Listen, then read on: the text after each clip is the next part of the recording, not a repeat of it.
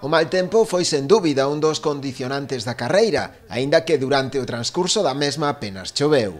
Dos 363 corredores inscritos inicialmente, sumando todas as categorías, só 250 tomaron a saída.